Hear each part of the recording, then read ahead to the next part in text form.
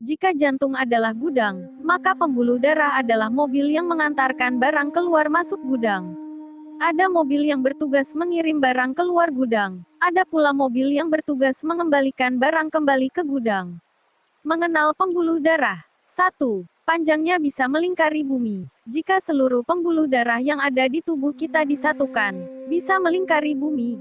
Meskipun diameternya cukup kecil, tapi panjang jaringannya luar biasa.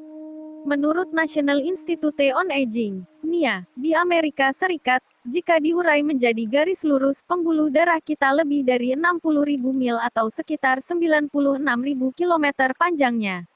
2. Dilewati ribuan liter darah setiap hari.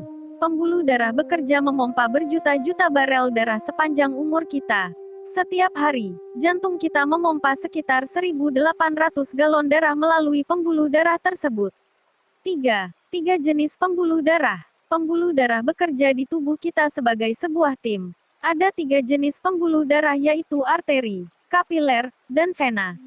Nah, ketika jantung berkontraksi, darah dipompa ke arteri, darah menjauhi jantung. Arteri tadi terhubung ke pembuluh darah yang lebih kecil dan berdinding tipis, yang disebut kapiler. Di kapiler, oksigen masuk melalui darah dan disebarkan ke seluruh sel-sel. Kemudian, vena membawa kembali darah yang sudah terdeoksigenasi ke jantung. Terdeoksigenasi adalah darah yang mengandung karbon dioksida. 4. Dapat membantu suhu tubuh tetap normal. Pembuluh darah kita ternyata dapat dipengaruhi oleh cuaca. Sistem peredaran darah membantu menjaga agar suhu tubuh tetap normal. Menurut National Library of Medicine, saat cuaca panas, ukuran pembuluh darah akan bertambah luas. Gunanya agar bisa membantu melepas panas. Hasilnya, tubuh akan mendingin. Setelah itu, pembuluh darah akan kembali menyempit, untuk menjaga panas yang tersisa tidak keluar. Tujuannya adalah untuk menjaga suhu tubuh kita tetap normal. Fakta negatif untuk pembuluh darah.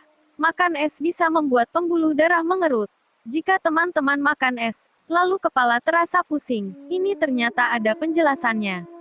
Es bisa juga memengaruhi pembuluh darah yang ada di kepala kita, dan membuat kita merasa pusing.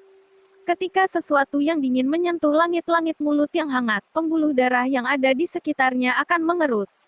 Tujuannya adalah untuk menjaga area langit-langit mulut tadi agar tidak kehilangan panas.